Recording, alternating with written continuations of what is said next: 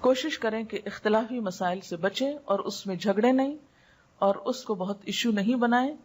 خاص طور پر ہمارے ہاں جس موضوع پہ بہت رمضان میں جھگڑا ہوتا ہے وہ تراویح کی تعداد ہے.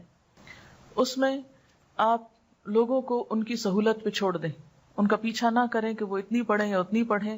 یہ ایسی چیزیں نہیں ہیں کہ جس پر ہم آپس میں دل برے کریں اور مسلمانوں کی اجتماعیت میں خلل آئے اور ایک دوسرے پر حرف اٹھائیں، کیونکہ یہ تقویٰ کے خلاف ہے.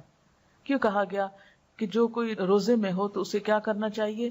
اسے شور شرابے اور لڑائی جھگڑے سے پرہیز کرنا چاہیے، اور اگر کوئی اس سے لڑنے جھگڑنے کو آئے تو فَلْيَقُلْ إِنِّ امْرُؤٌ صَائِمٌ، کہ میں تو روزے سے ہوں، میں تو اس پہ بحث نہیں کر سکتا، میں جھگڑا نہیں کر سکتا، جو تمہارا دل چاہتا ہے وہ تم کر سکتے ہو. بنیادی طور پر جو نبی صلی اللہ علیہ وسلم کی سنت سے جو چیز ثابت ہے کہ رمضان اور غیر رمضان میں آپ جو تھے وہ 8 رکعت پڑھتے تھے، لیکن زیادہ نفلوں کے اوپر کوئی قید نہیں.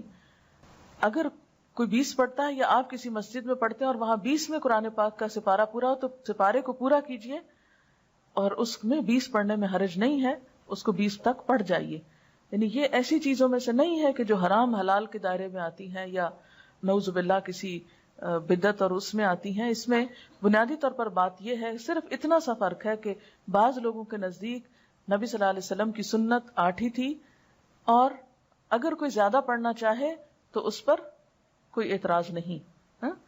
تو اس میں یہ ہے کہ اگر آپ کسی ایسی مسجد میں ہیں کہ جہاں پر 8 پڑھ رہے ہیں اور سپارہ وہاں مکمل ہو گیا ہے، تو اس میں آپ یہ نہ سمجھے کہ ہم گناہگار ہو رہے ہیں. ان میں کیا ہوتا ہے کہ قیام لمبا ہو جاتا ہے. نبی صلی اللہ علیہ وسلم کے زمانے میں یہ قیام اللیل ہی تھا، یعنی رات کی نماز تھی.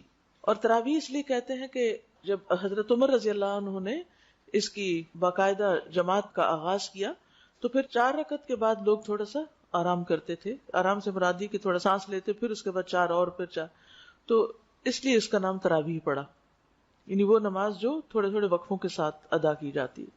اور یہ نبی صلی اللہ علیہ وسلم کے قول اور فعل دونوں سے ثابت ہے. آپ اپنے صحابہ کو قیام رمضان کی ترغیب دیتے. تراویح جماعت کے ساتھ پڑھنا زیادہ افضل ہے.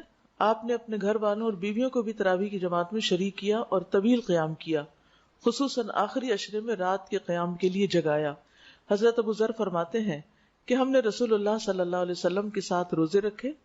آپ نے 23ویں رات تک ہمارے ساتھ رات کی نماز نہیں پڑھی، پھر 23ویں رات کو ہمیں لے کر کھڑے ہوئے، یہاں تک کہ 1/3 رات گزر گئی، 1/3، اتنا لمبا قیام کیا. پھر 24ویں رات کو نماز نہیں پڑھائی، لیکن 25ویں رات کو آدھی رات تک نماز تراویح پڑھے، پہلے سے بھی زیادہ لمبا. ہم نے عرض کیا، یا رسول اللہ صلی اللہ علیہ وسلم، ہماری آرزو تھی کہ آپ باقی رات بھی ہمارے ساتھ نوافل پڑھتے. آپ صلی اللہ علیہ وسلم نے فرمایا، جو شخص امام کے ساتھ اس کے فارغ ہونے تک نماز میں شریک رہا، اس کے لیے پوری رات کا قیام لکھ دیا گیا. یعنی آدھے میں نماز چھوڑ کے نہ آ جائے انسان، اینڈ تک ساتھ رہے. پھر آپ نے 27ویں رات تک نماز نہ پڑھائی.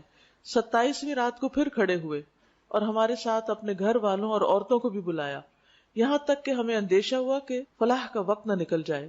راوی کہتے ہیں میں نے ابو ذر سے پوچھا فلاح کیا ہے، تو انہوں نے کہا سحری کا وقت. یعنی اس سے اندازہ لگا سکتے ہیں کہ اس نماز کا پھر کتنا وقت ہو سکتا ہے. یعنی آپ نے 1/3 رات بھی قیام کیا، آدھی رات بھی کیا، اور تقریباً سحری کا وقت ختم ہونے تک بھی کیا. اسی لیے آپ دیکھیں کہ 27ویں رات کو عموماً بعض اوقات لوگ ساری رات قیام کرتے ہیں. اب یہ جو آپ صلی اللہ علیہ وسلم کا طرز عمل ہے، اس سے ہمیں پتہ چلتا ہے کہ یہ نماز پڑھی جانی چاہیے. یہ نماز جماعت سے کرنے میں بھی کوئی حرج نہیں، اور اس نماز میں عورتوں کی شرکت پر بھی کوئی پابندی نہیں، وہ بھی شریک ہو سکتی ہیں. آپ صلی اللہ علیہ وسلم نے ہر روز کیوں نہیں پڑھائی؟ اس ڈر سے کہ کہیں امت پر فرض نہ ہو جائے.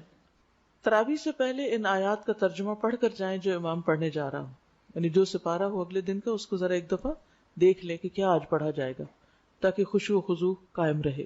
نمازوں میں صرف نوافل کی تعداد پر نہیں بلکہ دل کی کیفیت اور خشوع پر بھی خاص توجہ دیں. یعنی صرف نمبر آف رکعت کے اوپر نہیں جائیں بلکہ یہ بھی دیکھیں کہ ان کی کوالٹی کیا ہے. کیونکہ نبی صلی اللہ علیہ وسلم رمضان اور رمضان کے علاوہ 8 رکعت پڑھتے تھے. حضرت عائشہ کہتی ہیں تم نہیں جانتے کہ ان کا طول اور ان کا حسن کیا تھا، یعنی وہ رکعتیں کتنی خوبصورت اور کتنی لمبی ہوتی تھی. تو بعض اوقات ایک میراتھن ریس لگی ہوئی ہوتی ہے، بس کھڑے ہوئے بیٹھے بیٹھے 20 پوری کے ختم کیا. تو اصل چیز یہ ہے کہ آپ کتنی توجہ سے اللہ کی طرف متوجہ ہیں.